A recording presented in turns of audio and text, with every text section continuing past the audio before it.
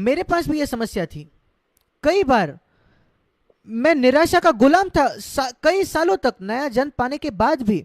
और मैं आपको बताता हूं क्यों। क्योंकि मैं हमेशा सोचता था कि परमेश्वर हमेशा मुझ पर देखकर कह रहा है कि मेरे साथ कुछ गलत होगा। हमेशा मैं जी रहा कि मेरे जीवन में कुछ गलत है, मुझे अपना न्याय करते रहना है। अपने आप का न्याय करना अच्छी बात है, पर अगर आप हमेशा सोचो कि मेरे में कुछ गलत है, मुझ में कुछ गलत है। कुछ मसीह ऐसे होते हैं, मैं नहीं जानता उनका वो व्यक्तित्व ऐसा है या जो उनको सिखाया गया है चर्च में। अरे मेरे में कुछ गलत है, मुझ में कुछ गलत है, अपने आप का मैं अपना न्याय करता हूं। पर मैं इसके साथ नहीं जीता कि मेरे में कुछ गलत है, प्रभु मुझसे गुस्सा है, परमेश्वर मुझसे गुस्सा है, वो मुझे गलतियां निकालना चाहता है। मैं हर दिन निराश हो जाता था अगर ऐसा होता था तो। सोच कर देखिए आपने क्या सिद्धांत सुना है आपकी कलीसिया में जो संतुलित नहीं है शायद। क्या हमें अपना न्याय करना है? हाँ, बाइबल पहला पत्र 17 में लिखा है कि हमें अपने आप का न्याय करना है, पर उसका संतुलन इससे किया जाना चाहिए कि परमेश्वर एक प्रेम करने वाला पिता है। आप क्या सोचते हैं एक पृथ्वी के पिता के विषय में? वो अपने बेटे को देखकर कहता है कि बेटा ये गलत है, शाम को कहता है बेटा ये गलत है, हर अगले दिन सुबह कहता है बेटा ये गलत है। क्या होगा उस बच्चे के साथ? वो बड़ा होगा, निराश रहेगा। एक दुष्ट पृथ्वी का पिता भी ऐसा नहीं है। और यीशु मसीह ने कहा तुम पिता जानते हो अपने बच्चों को अच्छी वस्तुएं कैसे देना, अगर वो रोटी मांगे तो आप पत्थर नहीं दोगे। और मैं ये भी कहना चाहता हूं, आप इस पृथ्वी के पिता अपने बच्चों को निराश नहीं करते रहते, तो क्या आपको लगता है आपका स्वर्गीय पिता आपका करेगा? आपके बच्चे आपको नहीं बताते कि ये गलत है, ये गलत है आपके जीवन में? कुछ पिता ऐसे होते हैं दुर्भाग्यपूर्ण, आप बहुत बुरे पिता हो अगर आप आपके बच्चों को यही कह सकते हो ये गलत है, वो गलत है, वो गलत है आपके जीवन में। आप आपके बच्चों को निराश कर रहे हो, आप निराशा फैला रहे हो। आपको ऐसा नहीं होना है। हमें लोगों को एक दूसरे को प्रोत्साहित करना है। इस संसार में पर्याप्त लोग हैं जो दूसरों को निराश करने वाले। आइए हम उनमें रहे जो संतुलन लाकर लोगों को प्रोत्साहित करें, क्योंकि परमेश्वर प्रोत्साहन का परमेश्वर है। हम लोगों को चुनौती करना चाहते हैं कि एक उच्च जीवन पर जाए, पर उस ईश्वरीय जीवन की ओर जाने में एक प्रोत्साहन होना चाहिए। परमेश्वर आपकी सहायता करेगा। यीशु मसीह ने अपने शिष्यों को चुनौती दी सबसे ऊंचे स्तर के लिए। आपको कभी नहीं गुस्सा करना है, ऐसा यीशु ने कहा। मैं उसमें विश्वास रखता हूं।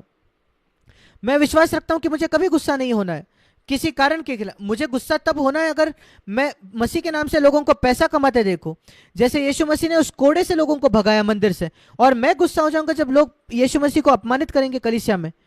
पर कभी मैं गुस्सा नहीं होऊंगा अगर वो मुझे तकलीफ पहुंचाए, चोट पहुंचाए।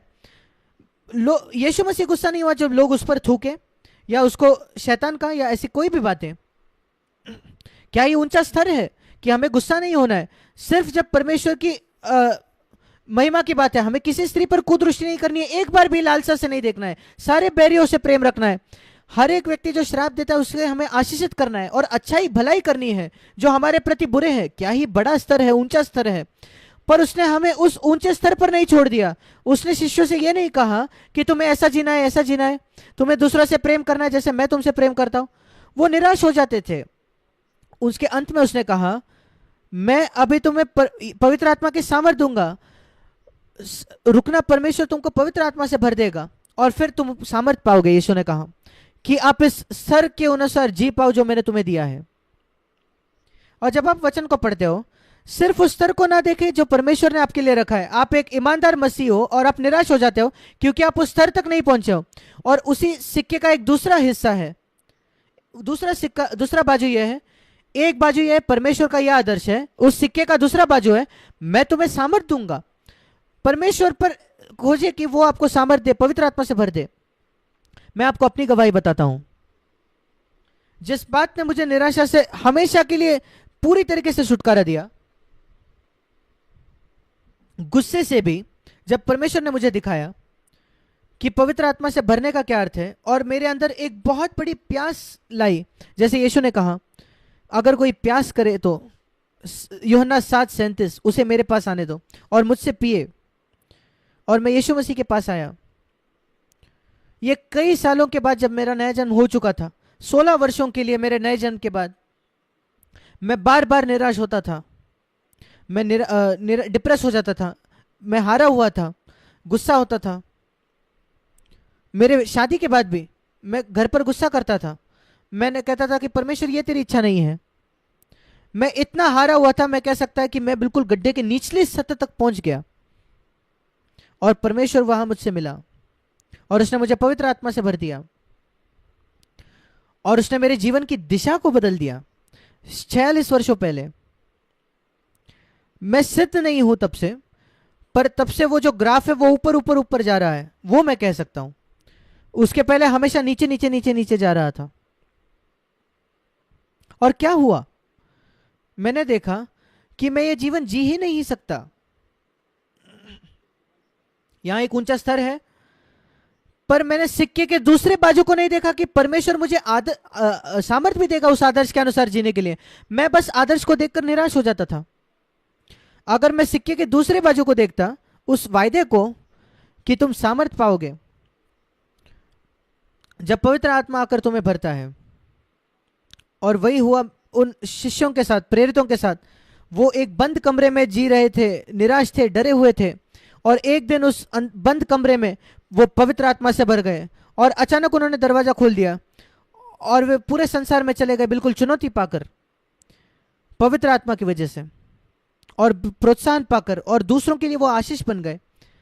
ये परमेश्वर की आप में से हर एक के लिए इच्छा है।